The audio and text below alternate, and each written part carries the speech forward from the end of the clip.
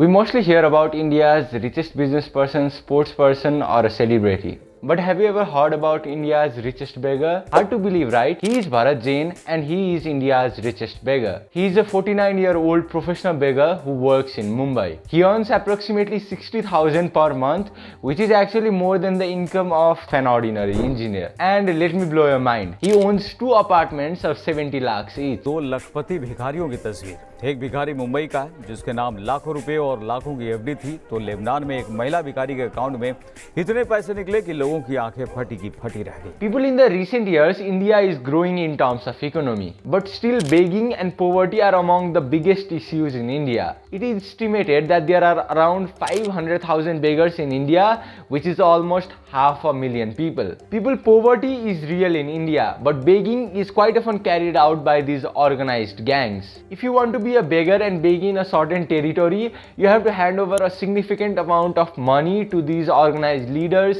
in that particular area. Quite often, beggars are also seen harming themselves to gain more sympathy and earn more money. We have seen many movies like Slumdog Millionaire, which shows the issues of begging in India.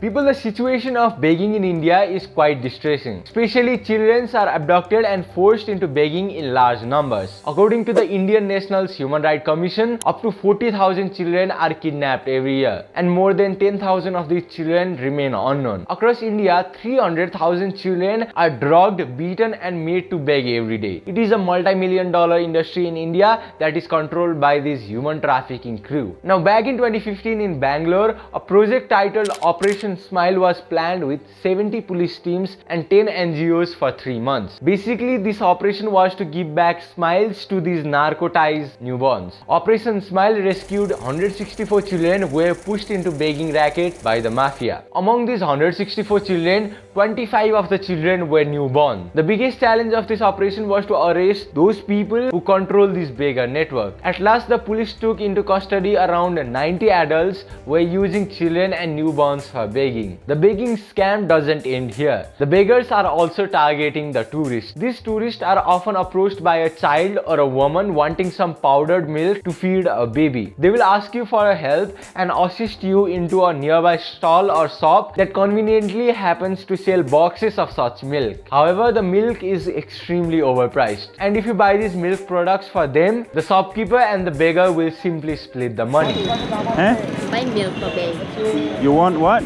Food. Food, milk. Or what? I don't understand. Buy milk for baby. I. So you small milk. You small. Oh, milk. you want milk? No. No. We have. People, this is one side of the story. Beggars also rent babies from their mothers every day. This makes begging more realistic and more touchy to emotional people. They carry these babies who are often narcotized and claim they have no money to feed them. But the main question is, why many poor people choose to beg for livelihood? The most common problem in India is that these beggars are so used to begging that they actually prefer not to work, simply because many of them make more money from begging than they would if they did some work. Well, thank you for watching. My name is Ayush and you were watching The Inside Story.